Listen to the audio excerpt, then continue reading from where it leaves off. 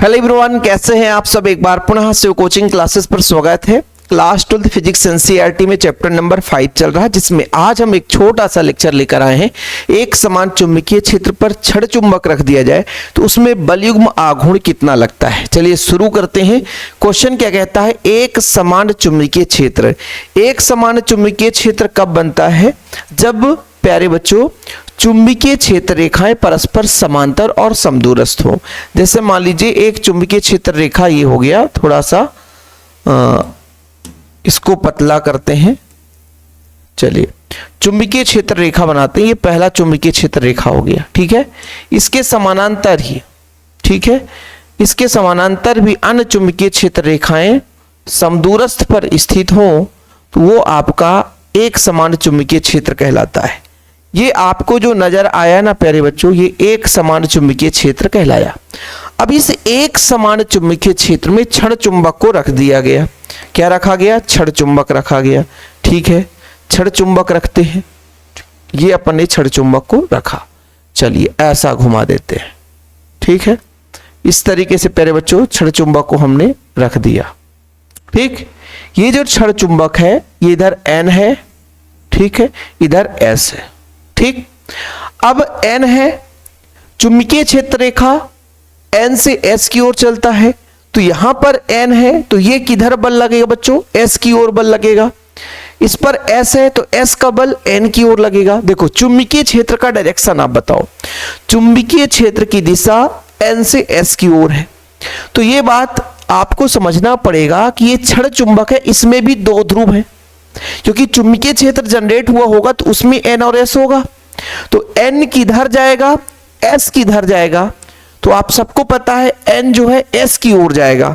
यानी मैं आपसे कह दूं कि N पर जो बल लगेगा वो किधर लगेगा बच्चों? S की ओर, क्योंकि इधर N है इधर S है, और N S की ओर जाएगा क्योंकि विपरीत में आकर्षण होता है। तो यहां पर जो चुंबकीय बल लगेगा वो mb के बराबर होगा। किसके बराबर होगा? mb। अब S जो है, इधर चुंबकीय क्षेत्र की बात करता हूं तो इधर N है इधर S है, लेकिन छड़ चुंबक का जो S है वो N की ओर, तो इधर भी एक बल लगेगा प्यारे बच्चों, इधर भी एक बल लगेगा जो लगेगा mb। अब देखो ये बल इसको नीचे लाने की कोशिश करेगा, ये बल इसको ऊपर ले जाने की कोशिश करेगा, तो एक आघूर्ण लगेगा, एक बल आघूर्ण लगेगा। क्योंकि आप सबको पता है कि जब किसी भी वस्तु पर दो बल विपरीत दिशा में कार्य करते हैं तो उनको हम बलयुग्म कहते हैं। बराबर बल लग रहे हैं और घुमाने का जो प्रयास करता है उसी को ही बोलते हैं बलयुग्म आघूर्ण। क्या बोलते हैं बच्चा? बलयुग्म आघूर्ण। अच्छा, इसके बीच की लंबवत दूरी की बात करें हम, लंबवत दूरी की, तो इसके लिए बच्चों इसको आगे बढ़ाते हैं और ये आगे बढ़ाते हैं इस तरीके से, ठीक है। यहां पर हम दे देते हैं बिंदु P। क्या देते हैं? बिंदु P। अब यहां पर ये जो है वो थीटा कोण बनाते हुए रखा गया है। मान के चलते हैं ये जो छड़ चुंबक है वो कितना कोण बना रहा है? थीटा कोण बना रहा है। मतलब यदि यहां पर भी आप लोगे तो थीटा कोण बनाएगा बच्चा, यहां पर भी आप लोगे तो थीटा कोण बनेगा, चाहे आप यहां पर लोगे कहीं भी लोगे वो थीटा कोण बनाते हुए रखा गया है। कितने कोण के साथ? थीटा कोण के साथ रखा गया है। मतलब किसी भी चुंबकीय क्षेत्र रेखा के साथ देखो छड़ चुंबक थीटा कोण बनाते हुए रखा गया है। अब जब थीटा कोण बनाते हुए रखा गया तो इस पे दो बल कार्य करेंगे, एक बल N ध्रुव पर, एक बल S ध्रुव पर, और दोनों बल एक दूसरे के विपरीत दिशा में कार्य करेंगे, तो प्रत्यानयन बलयुग्म का निर्माण करेंगे और वही बलयुग्म जो है उसको घुमाने का प्रयास करेगा। इसी को बोलते हैं प्रत्यानयन बलयुग्म आघूर्ण, ठीक है। इसकी जो लंबाई है वो लंबाई हम कितना मानकर चलें? मान के चलते हैं लंबाई इसकी, तो हमेशा लंबाई 2l ही मानते हैं, सबसे बेस्ट रहता है। इसकी जो प्रभावी लंबाई है वो 2l है। यानी जो छड़ चुंबक है, ये जो छड़ चुंबक है इसकी प्रभावी लंबाई 2l ले लो या 2a ले लो, जो भी आपको लेना है। थोड़ा इसका माना आप देखो कि माना NS एक छड़ चुंबक है जिसकी प्रभावी लंबाई 2l है, ध्रुव प्रबल स्मॉल m है, ये ध्रुव प्रबल है। देखो बच्चों, एकांक उत्तरी ध्रुव पर जितना बल लगता है ना, उसे ही हम उसका चुंबकीय क्षेत्र की तीव्रता बोलते हैं। जैसे देखना, चुंबकीय क्षेत्र की तीव्रता का मतलब है एकांक उत्तरी ध्रुव यानी ध्रुव प्रबल पर जितना बल लगेगा उसे उसका चुंबकीय क्षेत्र की तीव्रता बोलेंगे। अब यहां से हम बल बराबर निकाल सकते हैं m/b। इस तरीके से आप लोग परिभाषा से बल का सूत्र निकाल सकते हो कि यहां इस प्रकार से बल क्यों लग रहा है। Okay sir. इसे एक समान चुंबकीय क्षेत्र B में थीटा कोण बनाते हुए रखा गया है। सर थीटा कोण कहां पे नजर नहीं आया? देखो बच्चों मैं आपको बताता हूं, चाहे आप यहां पे लोगे तो भी थीटा कोण, इसके साथ लोगे तो भी थीटा कोण, यहां भी लोगे तो भी थीटा कोण, मतलब हर जगह थीटा कोण बनाते हुए रखा गया। ठीक है, प्रत्येक ध्रुव पर एमबी बल कार्य करता है। देखो एमबी यहां भी जो हमने आपको समझाया वही चीज यहां पर लिखा गया है ना। दोनों बल परिमाण में बराबर किंतु विपरीत दिशा में लग रहे हैं। परिमाण में बराबर किंतु विपरीत दिशा, मैंने बताया ना कि दोनों एक दूसरे के विपरीत, बराबर है लेकिन विपरीत, इसलिए ये बल युग्म का निर्माण करते हैं और समांतर लाने का प्रयास करते हैं। ये कोशिश क्या करता है कि ये चुंबकीय क्षेत्र के समांतर आ जाए, ये जो क्षण चुंबक है चुंबकीय क्षेत्र के समांतर हो जाए। इसे ही प्रत्यानयन बल युग्म कहते हैं। मतलब जो दो बल हैं एक दूसरे के विपरीत कार्य कर रहे हैं, क्षण चुंबक को समांतर लाने का कार्य कर रहे हैं, वही प्रत्यानयन बल युग्म है ना कहलाता है। अच्छा यहां पर मैं आपसे कहता हूं कि प्रत्यानयन बल युग्म आघूर्ण कितना होगा? प्रत्यानयन बल युग्म आघूर्ण, प्रत्यानयन बल युग्म आघूर्ण, बल युग्म आघूर्ण। और जो भी बच्चा चाहता है कि सर का नोट्स लेना है, प्रॉपर नोट्स, तो कांटेक्ट नंबर मेरा लिख लेना 9685299149 9685299149। प्रत्यानयन बल युग्म आघूर्ण जो होता है वो एक बल, मतलब दोनों में से कोई एक बल गुणे दोनों बलों, देखना समझना, दोनों बलों के क्रिया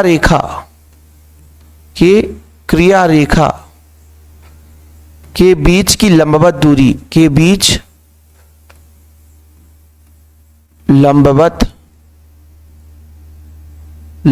दूरी, क्या लंबवत दूरी, मतलब एक बल आपका ये लग रहा है, एक बल इधर लग रहा है, तो आप यहां से ऐसा नहीं कर सकते हो कि आपका जो n है ये n है बच्चों, ये n है, ये s है, थोड़ा समझना, नहीं तो फिर आप लोग कंफ्यूज हो जाओ। यहां पर मैं फिर से बता देता हूं, ये आपका n है, ये क्या है n है, और यहां पर s है, तो इसको दूरी नहीं ले सकते, ns दूरी आप नहीं ले सकते, लंबवत दूरी, और ये तो आपकी क्षण चुंबक की लंबाई है, इसको दूरी, लंबवत का मतलब होता है परपेंडिकुलर 90 डिग्री कोण पर, जैसे यहां पर आप देखो ये लंबवत है ना, इसको हम नीचे जैसे ये अपना हो गया, इसको पीछे की ओर बढ़ाए तो ये लंबवत दूरी कहलाएगी। इसको यदि मान लीजिए एक बल की क्रिया रेखा ये हो गई, एक बल की क्रिया रेखा ये हो गई, तो लंबवत दूरी ये कहलाएगी, चाहे इसको ले लो। तो ये चीज आपको ध्यान रखना पड़ेगा, क्या समझा रहा हूं, ठीक है, क्लियर। तो एक बल यदि मैं आपसे कह दूं प्रत्यानयन बल युग्म आघूर्ण टाउ बराबर, तो आप कहोगे एक बल जो लग रहा है mb, और लंबवत दूरी आपका pn है बच्चों, लंबवत दूरी कितना है pn है, और इसको आप समीकरण 1 दे दो। अब समकोण त्रिभुज लेना पड़ेगा। समकोण त्रिभुज में ध्यान ये रखना है कि हमके pn का मान निकालना है, मतलब लंब वाला भाग लेना है, और लंब जो है साइन थीटा में है ना आता है, साइन थीटा बराबर होता है लंब बटे कर्ण। अच्छा कर्ण क्यों फंसा रहे हो सर? कर्ण का मान 2l दिया है, इसलिए कर्ण हमको लेना ही पड़ता है। तो यहां पर आपको लिखना पड़ेगा बच्चों समकोण त्रिभुज, समकोण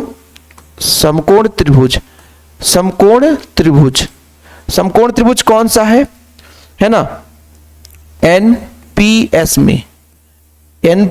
में साइन थीटा बराबर बता दो आप लोग, साइन थीटा बराबर, साइन का मतलब होता है लंब बटे कर्ण, मतलब pn, लंब pn, और कर्ण कितना होगा बच्चों, कर्ण कितना हो जाएगा ns, कर्ण कितना हो जाएगा ns, ठीक है। यहां से आप लोग है ना किसका वैल्यू निकाल सकते हो, pn का वैल्यू निकाल सकते हो। तो pn बराबर कितना हो जाएगा ns sine theta, ns sine theta, ns का मान कितना है 2l, तो लिख सकते हो 2l साइन थीटा, कितना बच्चा 2l sine theta, 2l sine theta. तो समीकरण 1 में रखेंगे, कहां रखेंगे, समीकरण 1 से, समीकरण 1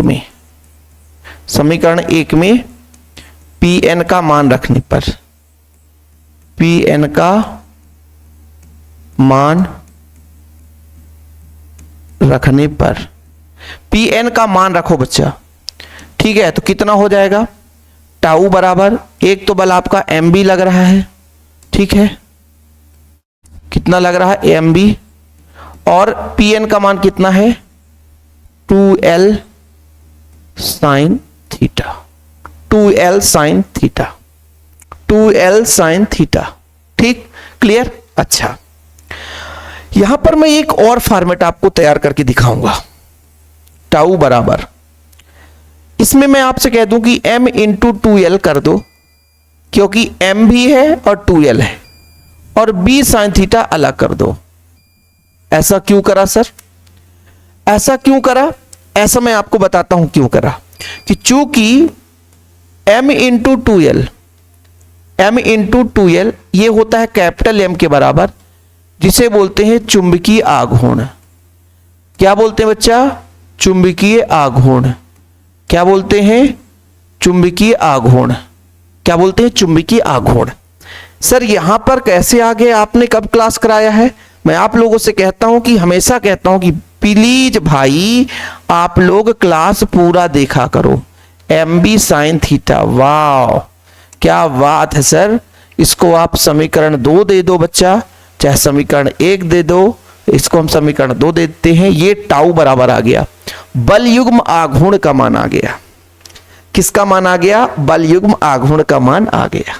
क्लियर? क्या कहानी खत्म हुआ है? बिल्कुल नहीं हुआ है, बिल्कुल कहानी खत्म नहीं हुआ है। इसका सदिश रूप, इसका सदिश रूप आप लोगों को बताना है। सदिश रूप बता दो। क्या? सदिश रूप, सदिश रूप, सदिश रूप टाउ बराबर ये हो जाएगा m क्रॉस b। क्या हो जाएगा? m cross b। ठीक है, m क्रॉस b। क्योंकि आप लोगों ने पढ़ा होगा 11th में कि a क्रॉस b बराबर होता है AB साइन थीटा। क्या? AB sine theta. तो प्यारे बच्चों AB साइन थीटा दिया है तो A क्रॉस B हो गए, M क्रॉस B हो गए। ये आप लोगों को फॉर्मेट क्लियर है। अब देखना जरा, थोड़ा सा समझिएगा। कंडीशन लगाते हैं बच्चों। क्या लगाते हैं? कंडीशन। कंडीशन यदि मैं आपसे कह दूं कंडीशन फर्स्ट कि जब थीटा बराबर 0 डिग्री हो जाए तो टाउ बराबर कितना होगा? MB, टाउ बराबर MB साइन 0, और साइन 0 का मान 0 होगा, इसलिए टाउ बराबर कितना हो जाएगा? 0। कहने का तात्पर्य हुआ कि यदि ये समांतर हो, चुंबकीय क्षेत्र के साथ समांतर हो, चुंबकीय क्षेत्र के साथ समांतर हो, तो क्या वहां पर आघूर्ण लगेगा? बिल्कुल आघूर्ण नहीं लगेगा। बल युग्म आघूर्ण शून्य होगा। बल युग्म आघूर्ण बिल्कुल कुछ भी कार्य नहीं करेगा, इतना ध्यान रखना। देखो ना, थीटा बराबर 0 डिग्री तो बल युग्म आघूर्ण खत्म, बल युग्म आघूर्ण खत्म। लेकिन वहीं पे प्यारे बच्चों, वहीं पे कंडीशन सेकेंड में ज्यादा हिंदी नहीं लिखता हूं कि जब थीटा बराबर 90 डिग्री हो, लंबवत हो, तो टाउ बराबर कितना होगा? टाउ बराबर MB साइन 90, और साइन 90 का मान 1 होता है, तो टाउ बराबर आपका MB होगा बच्चों। ये अधिकतम होगा। क्या होगा? अधिकतम वैल्यू लगेगा। यानी आघूर्ण कब अधिकतम होगा? जब वो 90 डिग्री के साथ, कोई क्षण चुंबक चुंबकीय क्षेत्र के साथ 90 डिग्री पर है। चुंबकीय क्षेत्र का डायरेक्शन ऐसा है, क्षण चुंबक ऐसा रख दिया गया, चुंबकीय क्षेत्र ऐसा है, क्षण चुंबक ऐसा रख दिया गया, 90 डिग्री पर रखा गया है, थीटा का मान 90 डिग्री है, तब उस पर अधिकतम बल लगता है, तब उस पर अधिकतम बल लगता है बाबू। ठीक है, क्लियर? समझ में आ गया? ओके बाबूजी। चलो, एक चीज आप लोगों से पूछा जाए कि बल युग्म आघूर्ण की परिभाषा है क्या आखिर? तो देखो बच्चों, टाउ बराबर रखा गया MB, टाउ बराबर रखा गया MB साइन थीटा। क्या? MB sine theta. यदि मान लीजिए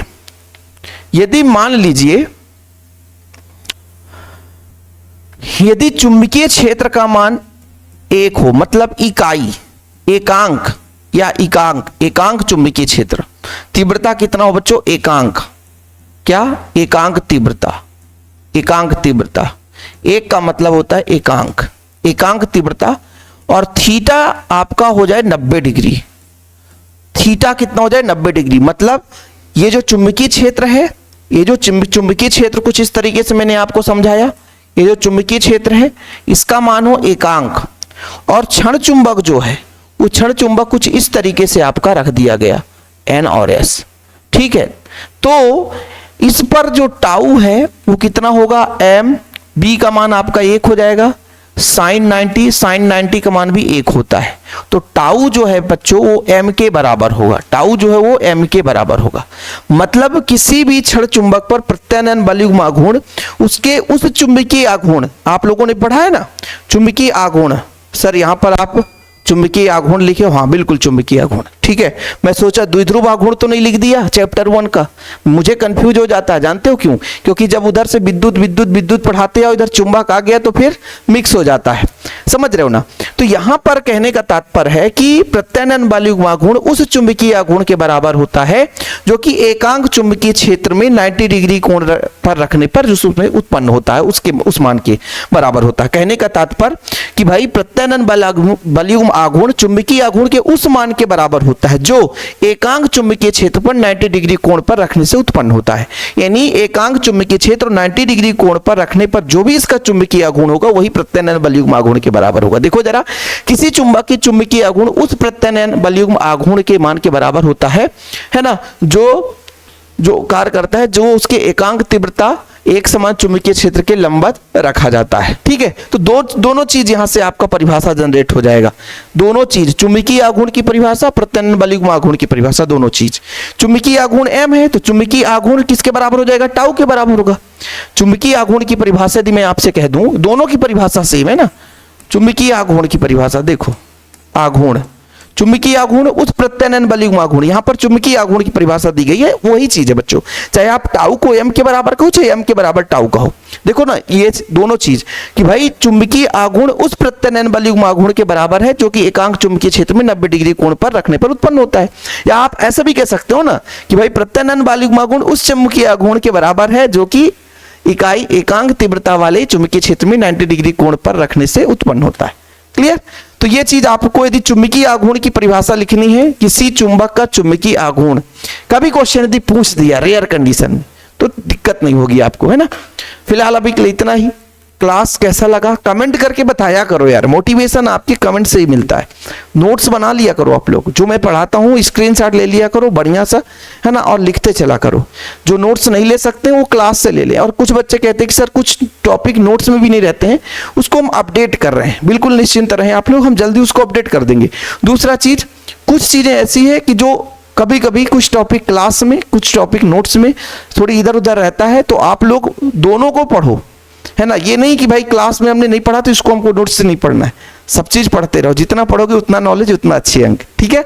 बाकी बुक भी आपको पढ़ना है, एनसीईआरटी बुक आप छोड़ नहीं सकते। इस बात में आप गलत फहमी में रहते हैं कि एनसीईआरटी बुक हम छोड़ दें, बिल्कुल नहीं छोड़ सकते, ठीक है। तो आप लोगों को सब कुछ मेहनत करना है। फिलहाल अभी के लिए इतना ही। प्यार भरा नमस्कार, जय हिंद, वंदे मातरम।